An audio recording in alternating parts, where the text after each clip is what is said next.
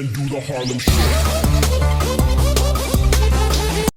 Alright, so a while back I made a video on Multiversus comeback, and at the time, the game was finally getting some hype again, and it seemed the Multiversus would go on to continue its impressive legacy.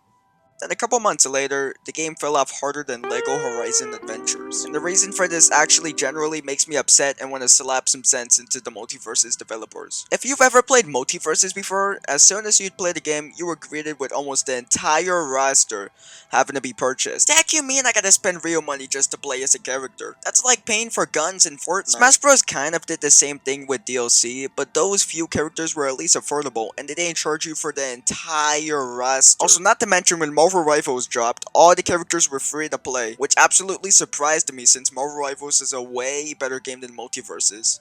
Probably considering the fact they're different genres. And yeah, you don't necessarily need to spend your money to buy a character.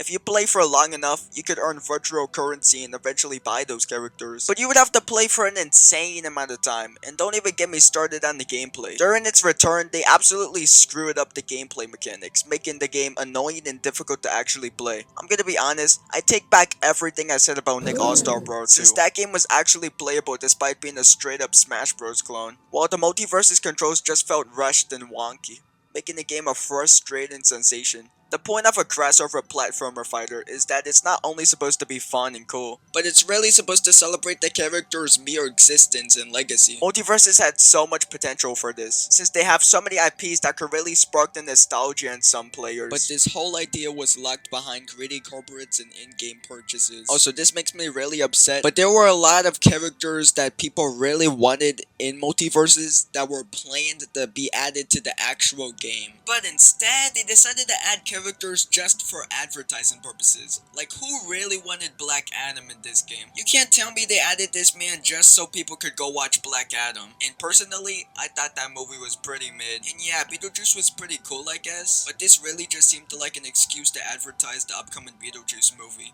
And who asked for LeBron James in a Warner Brothers game? Who wanted this? The past couple of months, they've been adding some decently cool characters like Marceline and Raven, but at this point, the excitement doesn't hit the same anymore, and it's way too late. Yeah, some cool characters.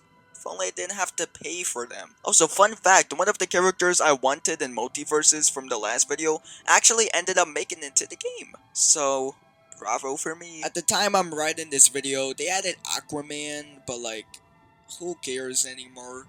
This game is going offline soon, which should give us a final glimmer of hope for our favorite characters to finally be added. And not some characters we didn't ask for the sole purpose of winning Warner Brothers a couple of bucks.